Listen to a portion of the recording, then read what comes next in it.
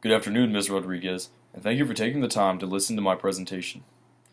The purpose of this presentation is to explain to you why I chose the business form that I have for my business, Cole's Flower Shop, and why it is a better choice than the other potential business forms for the purposes of my business.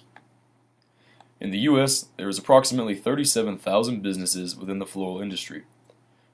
Out of these businesses, approximately 60% of them are sole proprietorships that are operated by a single owner with no employees. A majority of these businesses are small flower retailers such as mine.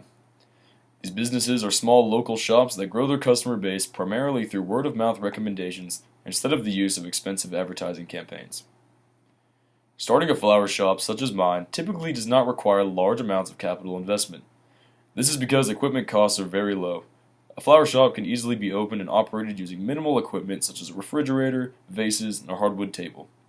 The biggest expense is usually the cost associated with renting or owning a building or workspace. Since there was not a lot of expense involved, this allows someone to open a shop as a sole proprietorship with relative ease.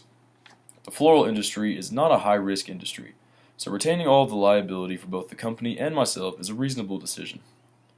The tax benefits of a sole proprietorship include allowing me to report all income on my personal tax return, so I'll only pay taxes on the income from the sale of my flower arrangements and my flower care products, which will include pruning tools and flower food. Owning a sole proprietorship will also allow me to retain all profits from business transactions, and I'll be able to reinvest these earnings back into the company in order to make the changes necessary for me to grow my business. A general partnership would obviously differ in the number of owners and coming along with the possibility of more complications. While this business form also allows for each partner to report income on personal tax returns, each partner would have to be given a proportionate amount, which could then cause issues with personal earnings. Each partner would still have joint and individual liability, but if something were to happen to my partner, there would be nothing to protect me from possibly inheriting total liability. A limited partnership, which would allow for each partner to limit the amount of liability up to the amount they have invested in the company, would still cause me to have to split earnings. The biggest disadvantages of these two forms would be the lower amounts of personal earnings retained, which would then leave me with less individual income to reinvest into the business, and there would be the risk of conflict between partners. My business would need the investment to continue to grow the way that I plan, and a small business such as mine would not be able to survive if the partners were not in agreement in terms of management, so that risk would need to be eliminated. As an individual owner, the use of an LLC or limited liability company structure would allow me to be taxed as a self-employed person. The limited liability aspect of this would allow me to limit my personal liability to the amount of capital that I have invested in the company. However, since my plan is to reinvest my individual earnings, this would mean that my capital investment would continually rise, and so would my liability. On top of this, an LLC is more costly to start, as you are required to register your company with the state, and you must pay a registration or a filing fee.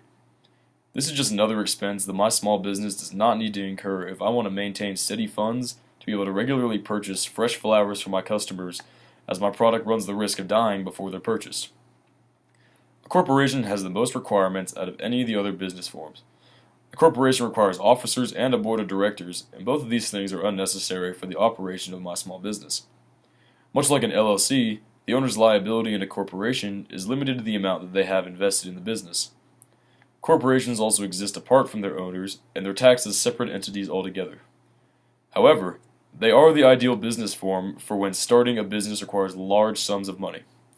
Since my business is small and inexpensive, and we want to strive to create a more personal feeling for my customers, this would not be the ideal form of business for me. Also, my company would not have any need for a board of directors or officers, which leaves the sole proprietorship as the best option for my business. Now, I appreciate you taking your time to listen to my presentation.